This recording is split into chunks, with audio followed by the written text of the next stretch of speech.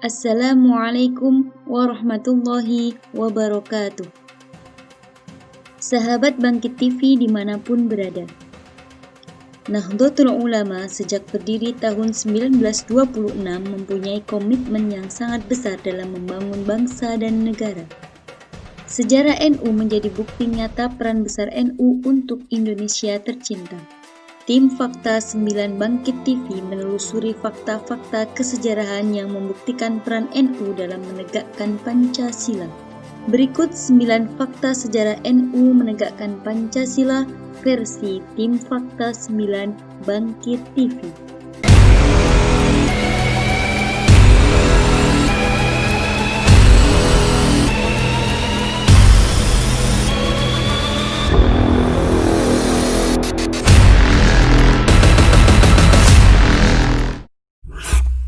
Satu. Rais Akbar NU Hadratus Syekh Kiai Haji Hashim Asy'ari merestui lahirnya Pancasila. Saat tim 9 yang bertugas merumuskan Pancasila belum mendapatkan kata sepakat dalam rumusan Pancasila, datanglah utusan tim 9 kepada Hadratus Syekh Kiai Haji Hashim Asy'ari. Utusan ini khususnya meminta pendapat tentang kalimat ketuhanan dengan kewajiban menjalankan syariat Islam bagi pemeluk-pemeluknya yang masih diperdebatkan. Untuk memutuskan bahwa Pancasila sudah sesuai syariat Islam atau belum, menurut Gus Muwafiq, Kiai Hashim Asy'ari melakukan tirakat.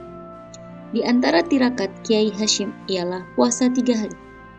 Selama puasa tersebut, beliau menghatamkan Al-Quran dan membaca Al-Fatihah. Setiap membaca Al-Fatihah dan sampai pada ayat Iyyaka na'budu wa iyyaka nasta'in, Kiai Hashim mengulangnya sampai 350.000 kali. Kemudian, setelah puasa 3 hari, Kiai Hashim Asy'ari melakukan sholat istikharah 2 rakaat. Rakaat pertama beliau membaca surat At-Taubah sebanyak 41 kali, sedangkan rakaat kedua membaca surat Al-Kahfi sebanyak 41 kali. Kemudian beliau istirahat tidur. Sebelum tidur, Kiai Hashim Asy'ari membaca ayat terakhir dari surat Al-Kahfi sebanyak 11 kali. Paginya, Kiai Hashim Asy'ari memanggil anaknya Wahid Hashim dengan mengatakan bahwa Pancasila sudah betul secara syar'i, sehingga apa yang tertulis dalam Piagam Jakarta, ketuhanan dengan kewajiban menjalankan syariat Islam bagi pemeluk-pemeluknya, perlu dihapus. Karena ketuhanan yang Maha Esa adalah prinsip ketauhidan dalam Islam.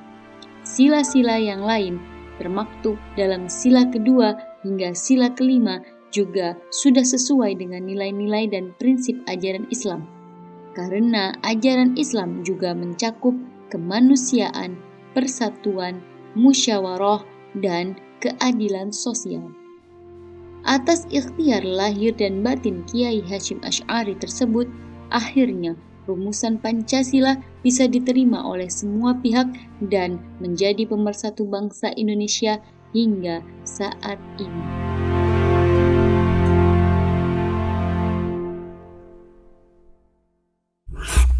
Dua, Kiai Wahid Hashim adalah tokoh NU yang ikut mencipta Pancasila. Gus Dur pernah mengisahkan bahwa ayahandanya Kiai Haji Wahid Hashim masuk sebagai anggota panitia persiapan kemerdekaan Indonesia atau PPKI yang ikut menyusun pondasi dasar negara. Kiai Wahid Hashim juga menjadi anggota tim 9 perumus dasar negara yang terdiri dari Soekarno, Muhammad Hatta, A.A. Maramis, Kiai Haji Ahmad Wahid Hashim, Abdul Qahar Muzakir, Abi Kusno Cokro Sujoso, Haji Agus Salim, Ahmad Subarjo, dan Muhammad Yamin.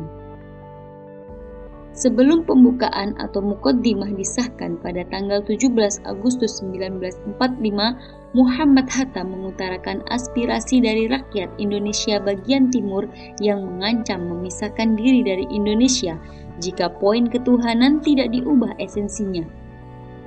Akhirnya, setelah berdiskusi dengan para tokoh agama, di antaranya Ki Bagus Hadikusumo, Kiai Haji Wahid Hashim, dan Teku Muhammad Hasan, ditetapkanlah bunyi poin pertama Piagam Jakarta yang selanjutnya disebut Pancasila itu dengan bunyi ketuhanan yang Maha Esa.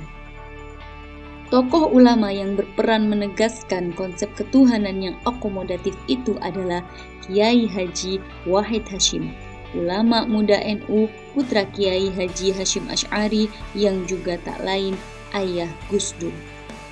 Menurut Kiai Haji Wahid Hasyim saat itu, ketuhanan yang Maha Esa merupakan konsep tauhid dalam Islam, sehingga tidak ada alasan bagi umat Islam untuk menolak konsep tersebut dalam Pancasila.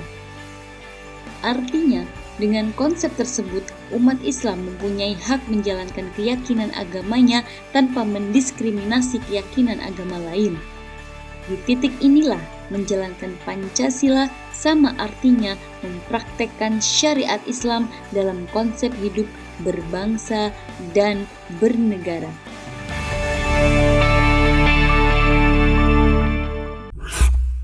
Tiga, Rapat PBNU 20 Februari 1959 di Jakarta. Dalam rapat ini ditegaskan bahwa PBNU menerima dengan tegas pada Pancasila dan UUD 1945. Keputusan ini di tengah kondisi Majelis Konstituante hasil pemilu 1955 yang tak menemukan kata sepakat dalam persidangan mengenai dasar negara dan Undang-Undang Dasar. Dalam surat keputusan PBNU ditegaskan, NU berpendapat bahwa setiap perkembangan dan perubahan di bidang politik dan ketatanegaraan pada hakikatnya adalah daya upaya untuk menemukan jalan yang setepat-tepatnya atas dasar musyawarah guna memelihara keselamatan dan keutuhan negara dan bangsa, supaya tercapai masyarakat yang adil sentosa dan makmur di bawah naungan rahmat dan keridhaan Allah. Ini salah satu poin yang disuarakan NU dalam Majelis Konstituante. Saat itu Kiai Wahab Hasbullah sebagai panglima tertinggi dan Kiai Masykur sebagai komandan lapangan, sedangkan untuk melakukan eksekusi itu ditugaskan Kiai yang lebih muda, yaitu Kiai Haji Saifuddin Zuhri yang selalu tampil memukau sebagai juru bicara NU dalam persidangan.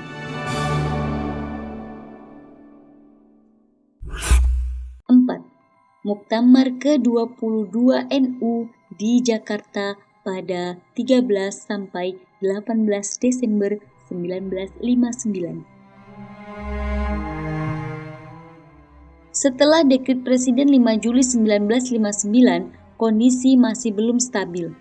Setelah Majelis Konstituante dibubarkan, diumumkan pula pembentukan Majelis Pemusyawaratan Rakyat Sementara atau MPRS yang terdiri dari anggota-anggota Dewan Perwakilan Rakyat ditambah utusan golongan daerah, juga dibentuk Dewan Pertimbangan Agung Sementara atau DPAS. Di tengah kondisi tidak stabil ini, maka dalam Muktamar ke-22 NU di Jakarta pada tanggal 13 sampai 18 Desember 1959, PBNU meneguhkan kembali peran strategisnya dalam menegakkan Pancasila. Dalam muktamar ini, Kiai Wahab Hasbullah sebagai pemimpin tertinggi di NU kembali menegaskan sangat lantang. Adalah sangat bijaksana pendirian PJM Presiden ketika mengundang dekret kembali kepada UUD 1945. Juga dinyatakan dengan tegas suatu pengumuman bahwa Piagam Jakarta adalah menjiwai UUD 1945 dan merupakan kesatuan yang tidak dapat dipisahkan dari UUD tersebut. Petikan kalimat Kiai Wahab inilah yang menjadikan Muktamar NU saat itu penuh tekad bulat menegakkan Pancasila dan NKRI.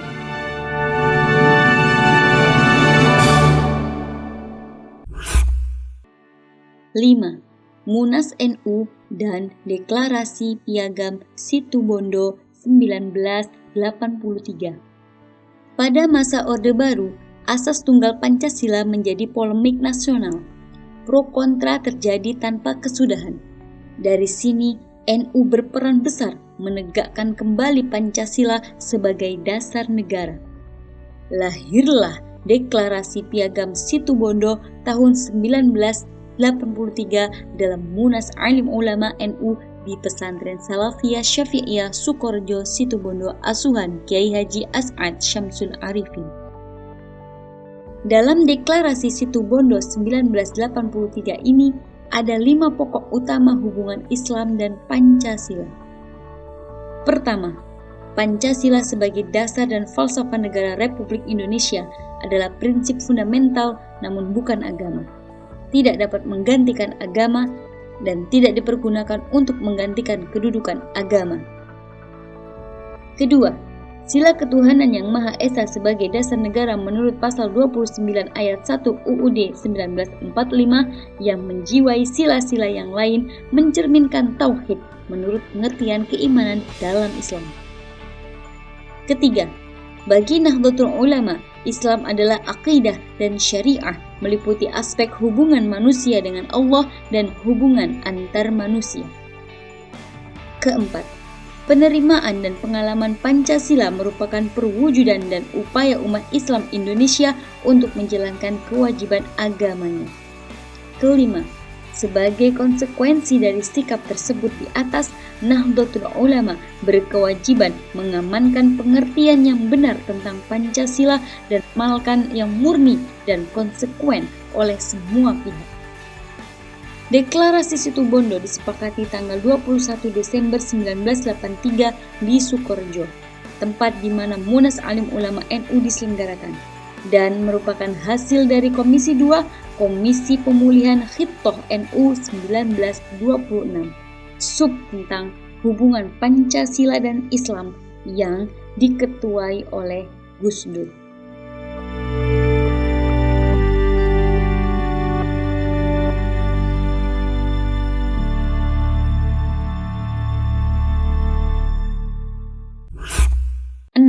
Muktamar Situbondo 1984. Muktamar ke-27 tahun 1984 di Pesantren Salafiyah Syafi'iyah Situbondo, Jawa Timur mengukuhkan Deklarasi Situbondo sebagai keputusan resmi organisasi dalam forum tertinggi bernama Muktamar. Di hadapan Presiden Soeharto saat itu, Kiai As'ad Syamsul Arifin sebagai tuan rumah menegaskan, NU berkeyakinan nilai-nilai luhur yang terkandung dalam Pancasila selaras dengan Islam. Sila ketuhanan yang Maha Esa bagi umat Islam, khususnya warga NU, merupakan pencerminan kalimat tauhid. 4 sila selanjutnya mengandung kewajiban bagi bangsa Indonesia untuk mewujudkan negara dengan masyarakat yang aman sentosa, tentrem kertora harjo, penuh takwa kepada Allah Subhanahu wa Ta'ala. Dalam Muktamar 1984 ini, Kiai Haji Ahmad Siddiq terpilih sebagai Rois Am PBNU dan Kiai Haji Abdurrahman Wahid terpilih sebagai Ketua Umum PBNU.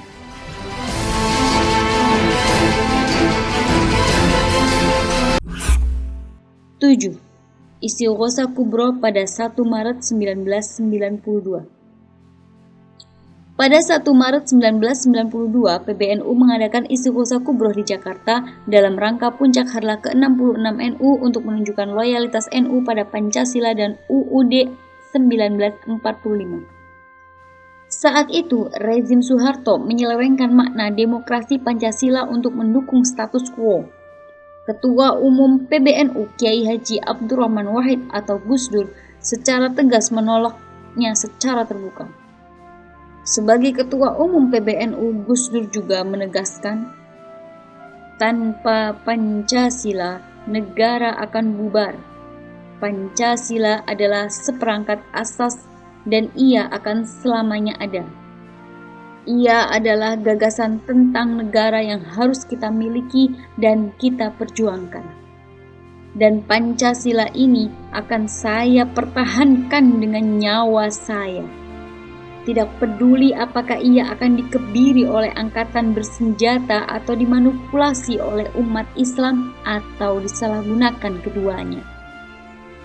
Pernyataan Gus Dur tersebut sungguh membuat batin bergetar. Artinya, menjaga Pancasila bukan semata-mata sebagai bentuk kepatuhan pada konstitusi, tetapi juga menjalankan amanah profetik melalui apa yang telah dilakukan oleh para kiai dan ulama. Bagi warga Nahdliyin, syahadat konstitusi itu adalah Pancasila di dadaku.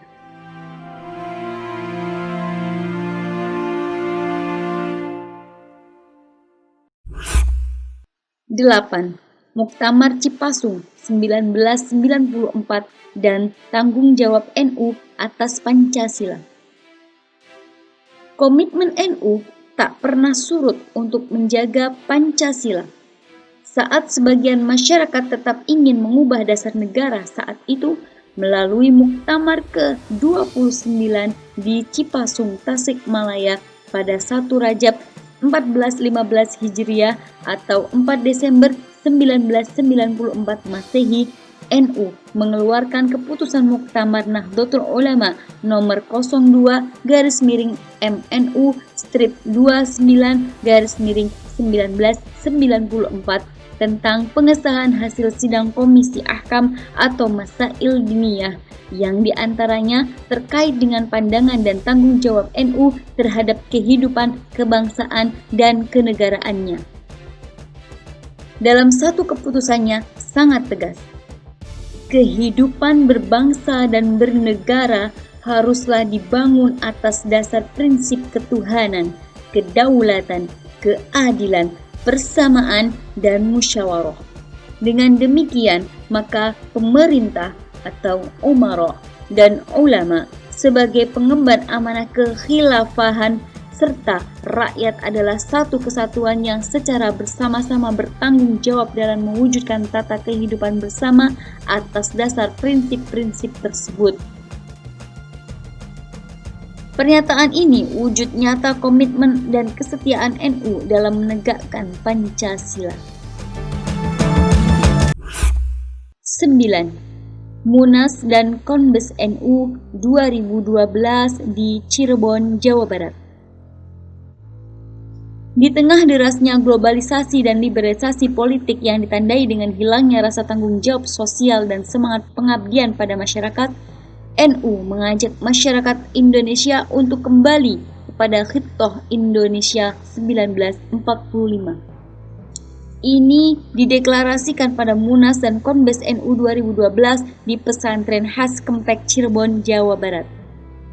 Dalam deklarasi Kempek itu, Pancasila ditegaskan dengan penuh perjuangan.